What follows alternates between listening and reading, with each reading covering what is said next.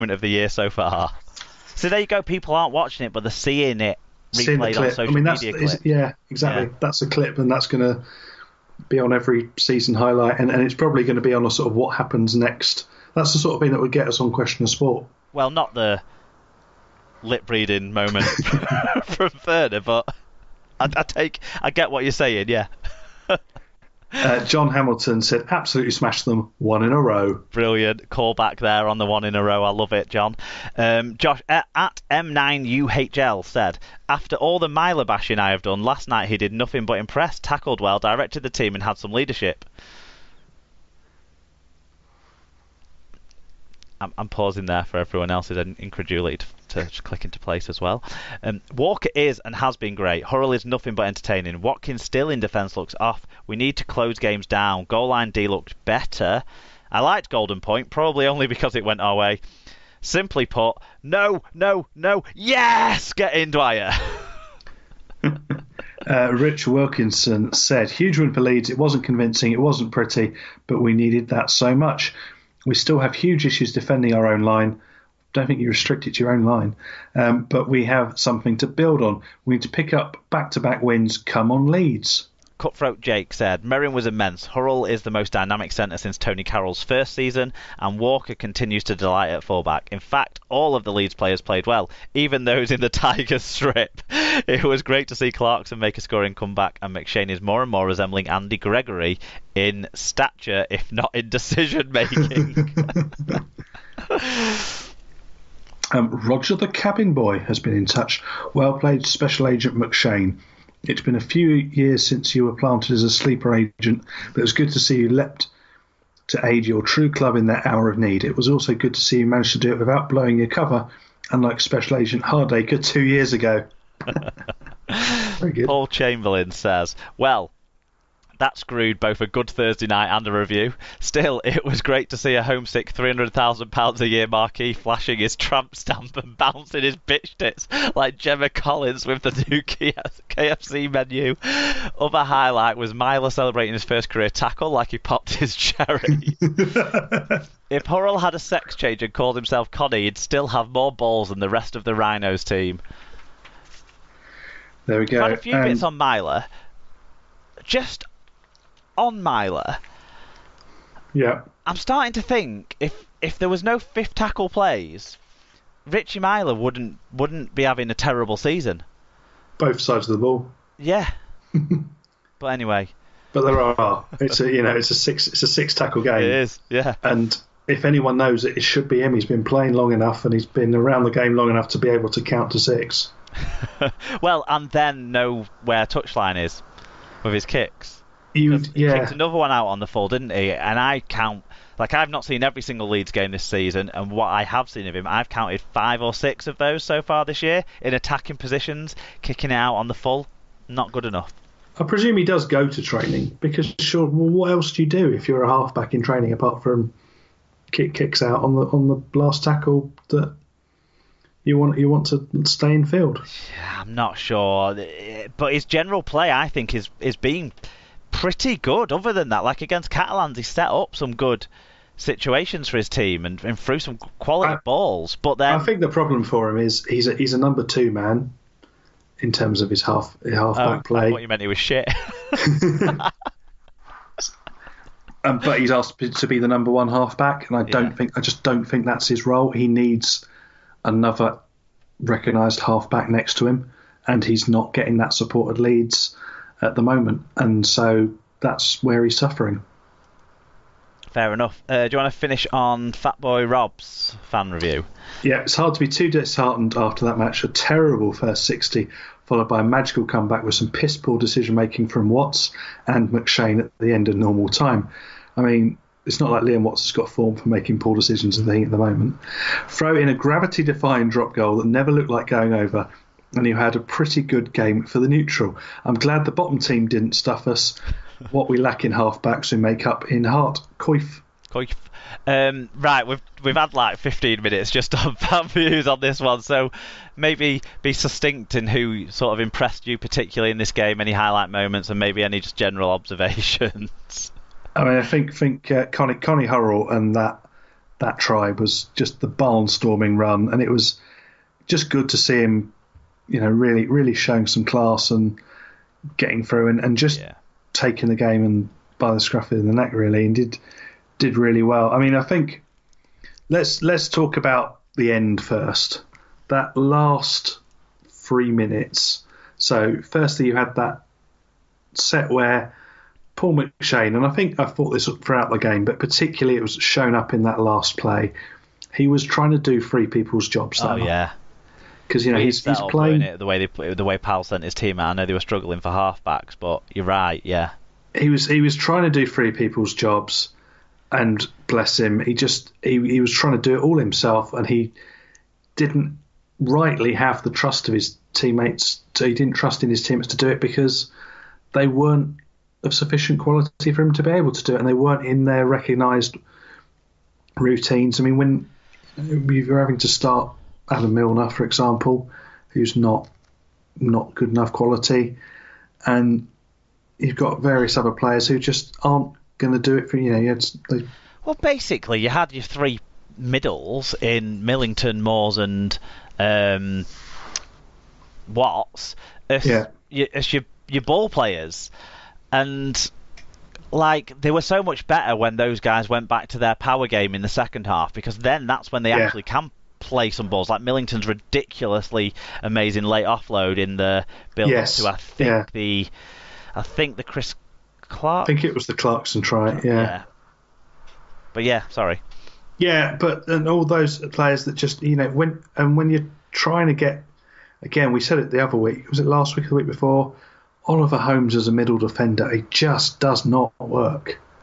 It is not where his skills lay. Yeah. And I think he's been poor of late, generally, but I think particularly having to defend in the middle, it's just not where he should be on the field, and he doesn't look right. I thought Liam Watts did well for someone Castleford. Else not giving us credit for taking our ideas, but anyway. Yeah, well, it's not done well with him, so he's welcome to. He took the idea, but he didn't actually execute on the pitch or off it. Yeah. And when you're using long spells out of someone like Chris Clarkson and whatever, it's just not going to be all night. But let's injury asterisks, I suppose, next to some of that. But you have choices to make, don't you? Liam Watts did do well. I think McShane, for much as he will come in for criticism, and hopefully the McShane for England bandwagon has died down for at least a month. Well, he could be out for up to months, of course. Oh, of course, he's been cited for 3 to 5 games of Grade D ban, potential D charge for smashing his elbow into Mr. Skelton. Yeah. What do you think of that?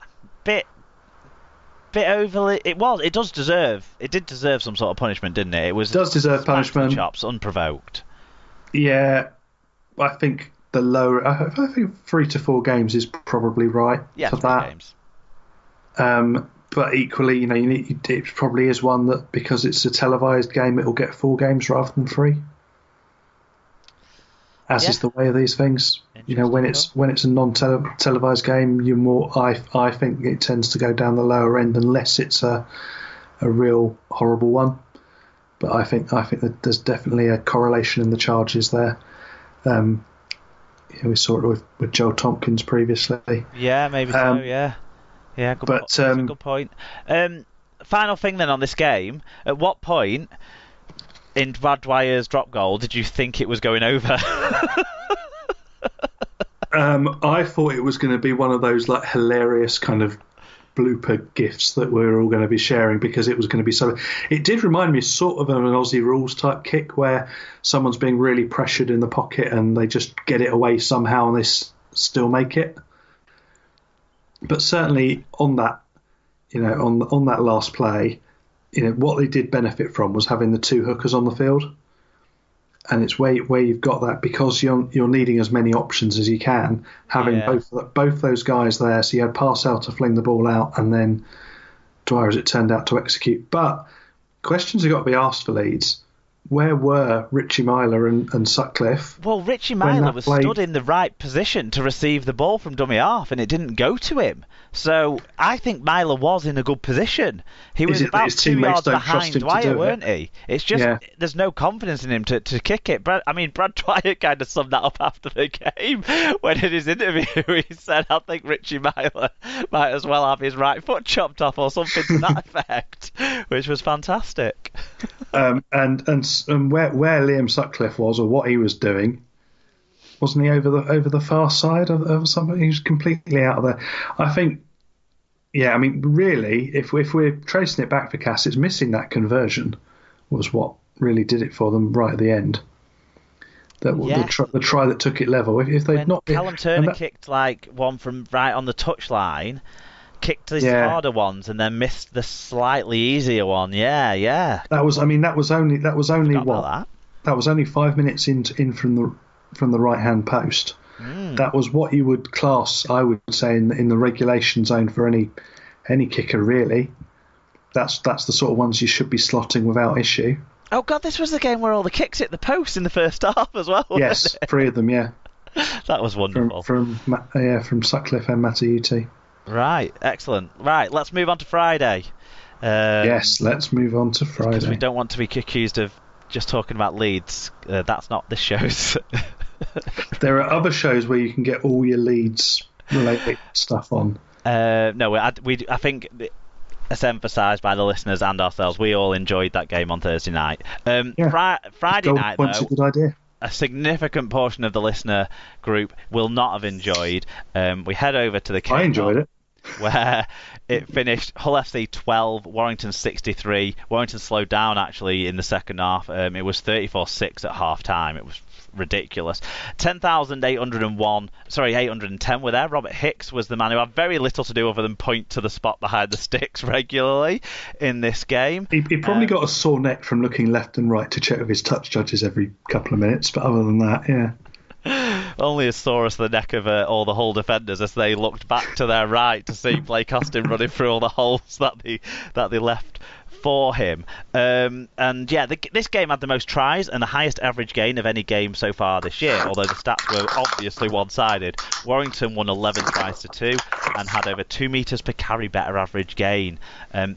Hull FC edged just below 1,000 metres and just below 90% team tackle success rate, which you kind of expect when a team gets walloped like this, unfortunately. Warrington had 680 more metres and 11 more clean breaks. It was comprehensive.